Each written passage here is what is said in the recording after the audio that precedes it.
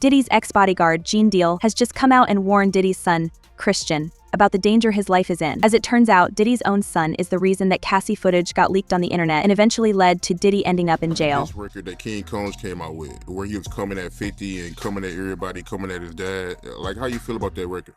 Well, first I want to say to this young man, before somebody take his head off, because see, that's that new school bull crap that these kids out here, they easy to fly off their mouth with that. You don't invite a man to your private. You don't invite a man to your private unless you doing the Diddy. If two men lay down, how many homos get up? Let me tell you, young man, 2 of them.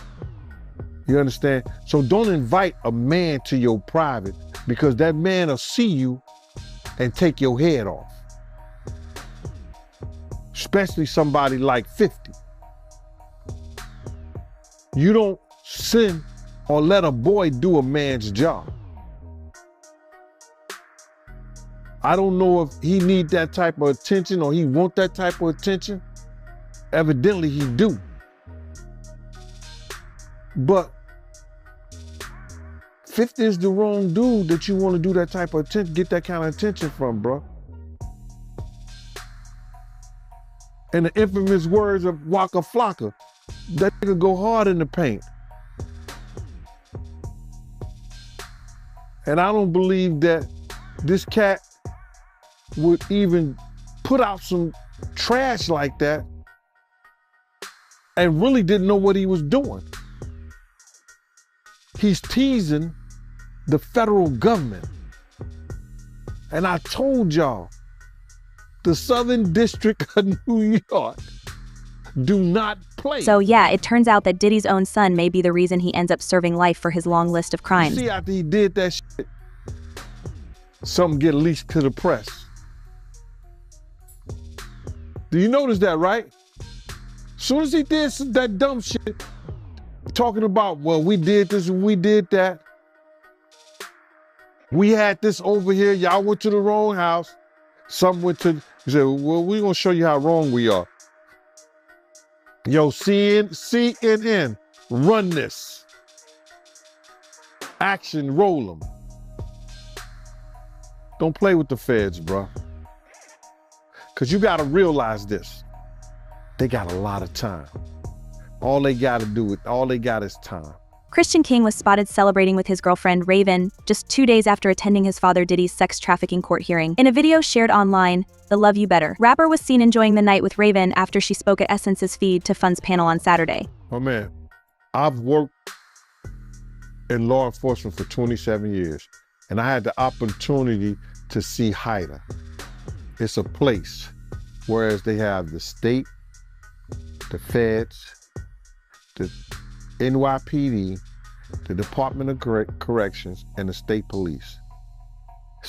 Yo, this place could be half of a basketball court. That's where they just got lines of computers with officers of all different people and officers just on the internet.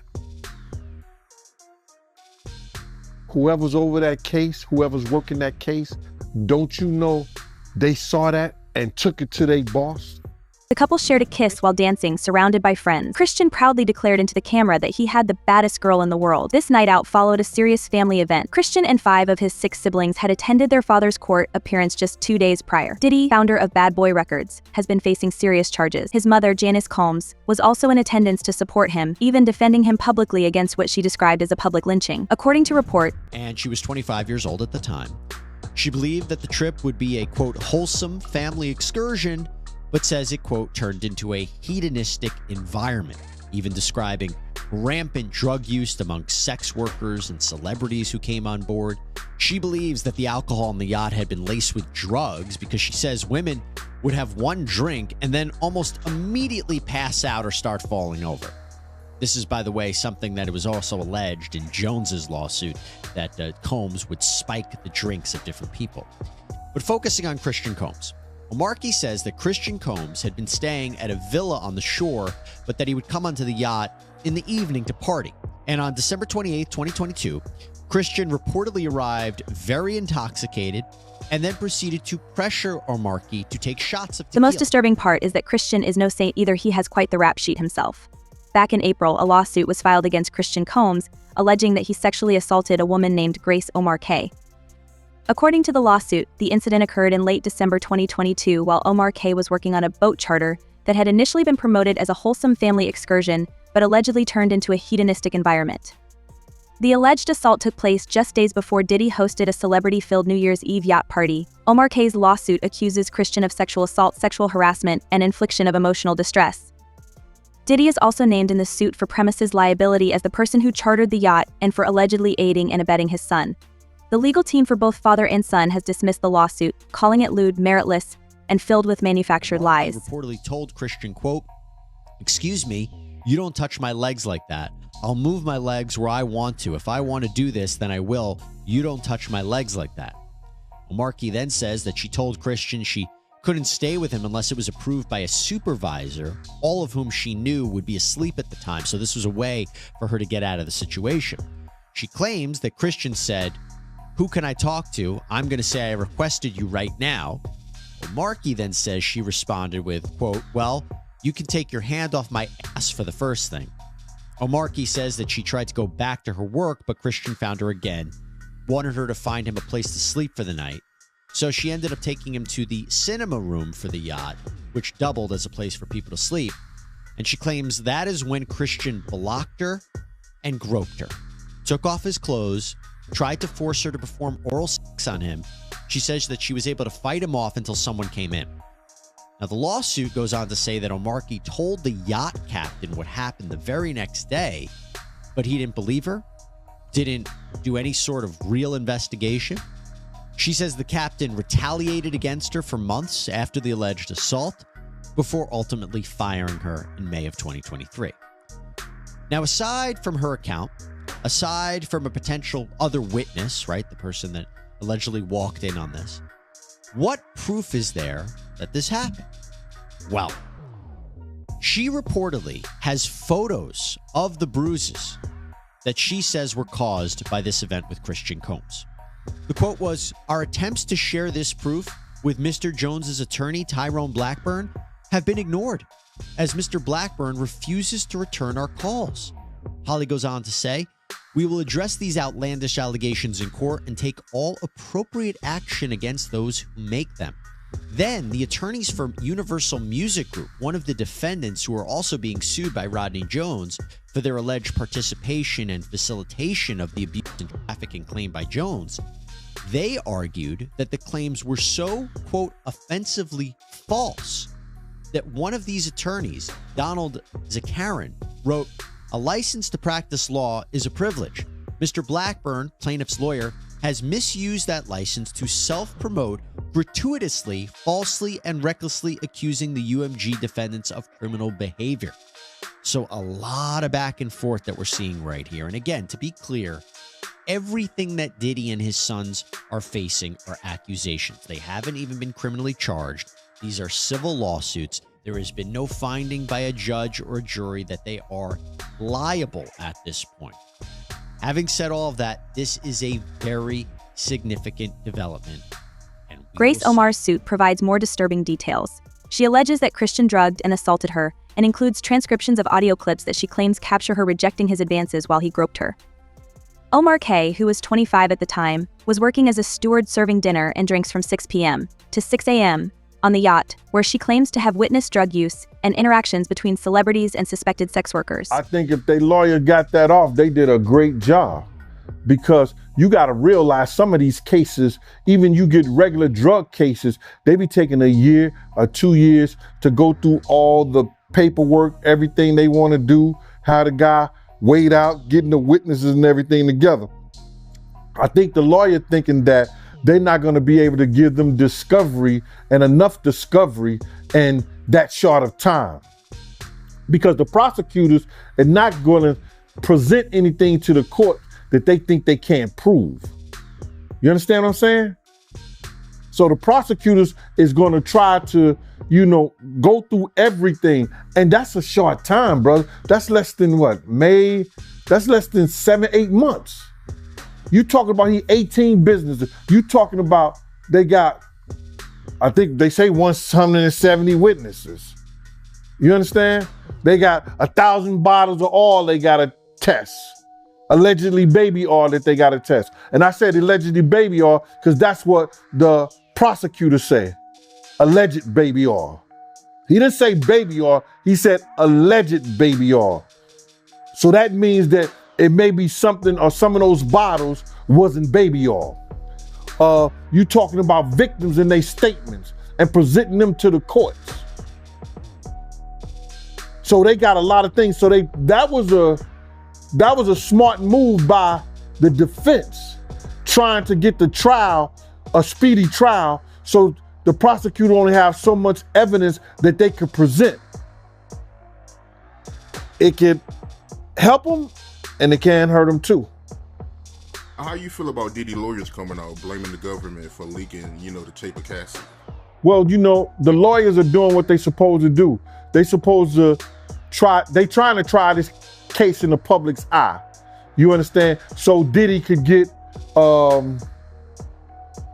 Diddy could probably get off by them saying that the prosecutors released the tape.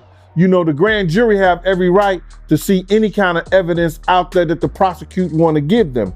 Now, them leaking it and everything like that, that's not gonna decide whether the judge is gonna allow them to dismiss the case because they leaked this one, this trial, because they're gonna try to state he can't get a fair trial because the prosecutors are trying to win their case in the public's eye.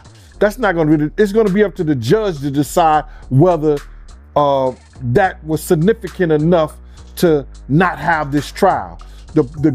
His lawyers are trying to do anything, and they're gonna try to do anything to win this case without it first going in front of a jury, without it first going in front of the judge like that. So what they're doing is they're gonna try to play all different kind of cards to make us think, you understand, the dude is innocent and he's been done wrong and unfair. That's what the lawyer's supposed to do. But it ain't gonna work, bro. It's not gonna work. Just like, hold up, but just like first bail denied, second bail denied, the third bail denied. They don't trust the lawyers, and they damn well don't trust Diddy being out in public or in the streets or at home at any time. She further alleges that Christian Combs arrived on the boat heavily intoxicated and gave her an uncomfortable amount of attention. The suit states that Christian pressured her to take shots of tequila, which she suspects were spiked, and that he later became aggressive, groping her inappropriately. The suit also references audio recordings made by producer Rodney Lilrod Jones, who was present at the time, and claims to have hours of footage documenting illegal activities involving Diddy and his staff. You heard about how he might be getting some more indictments? I think that they trying to beef up their case, bro. They're gonna continue to beef up their case once they continue to dig and get stuff. Once they continue to dig and get more stuff from the business part of it, they're gonna use those charges. Because if he did anything that was illegal regarding tax evasions, money laundering, they're gonna use that. If he had used his company and his power for the racketeering and things like that, so they can get the RICO Act on there, they're gonna use that. Any new news that can make their case powerful and they could present it to the court, they're gonna use it. As long as they give it to the defense team in the discovery, they're gonna use everything. But it's gonna be difficult for Puff to fight his case in jail. You know how hard it is to fight your case and go through every last one of those victims, or whether you know them or not. All that paperwork he had to do, you gotta realize they only get a lawyer like 2 hours, I think. Anywhere from 2 to 4 hours. And maybe on certain days, depending on where you at. How is he gonna fight his case decent in jail? But that's what happened when where you lay your head. So you don't see any kind of way he get out of this? Bruh, I would bet whatever I had that he ain't got no chance in hell in getting out of here. All because they already got one witness for the sex trafficking case. And that's all you need. And when you only have to have one witness for the sex trafficking case, even though she may have been a participant, and I'm talking about Cassie, it's gonna be hard for him to fight that one charge. This was most certainly a significant development, as Diddy is now in jail, and more shocking things continue to come out about him and his family. He has recently been hit by 6 more lawsuits, and Gene Deal believes he has no chance of winning the trial. You called Diddy a demon over a comment he made to Nipsey. What made you say that? Like, what's the backstory behind that? But bro, I didn't say he was a demon. What I think I said that you gotta watch what you say to these demons.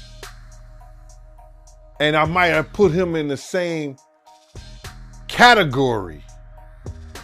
But I didn't per se, he's a demon. Now he's done shit that I projected, I see that demons does. When I seen him picked up that dove, and a dove supposed to be that of new beginning in life, and the dove fell to the ground straight like it was dead. The day we did that, he did that ritual in the park before he went to trial with Sean. Bruh. And I'll tell you that story if we talk about Sean. If we talk about Sean today, I'll tell you that story, all right? How about that? Now don't go figure out something to talk to me and ask me about Sean. Yeah, but if we talk about Sean, I'll answer that. But what you was asking me is that, listen here, man. I did not know Nipsey Hussle. I knew of him and the positive things that he was trying to do out there in his community. The music that he was putting out, that I could say, based on conversations that I heard him speak, that the man was spiritually connected. He was a child of God. He had gotten in front of Puffy one time, and he told Puff that he was putting out this music, and I guess Puff was helping him in some kind of way, and he said something. And that what he said was, I need my music and my album to have the same feel of that life after death, like Biggie's album. Now, you taking a spiritual person who's asking for something. He said, I wanted that same feel as life after death. That same feel was that Biggie got murdered and he went on to sell about 10 million albums or 10 million copies. I was saying, you gotta watch what you say to demons, because it just might come true. You just gotta watch what you say, brother, because God said that you say it by mouth, you believe it in thy heart, and it shall happen. And when you got a strong spirit, and you that type of person, you gotta watch what you say out your mouth, man. You think it was a good idea for Nipsey to be cool with Diddy?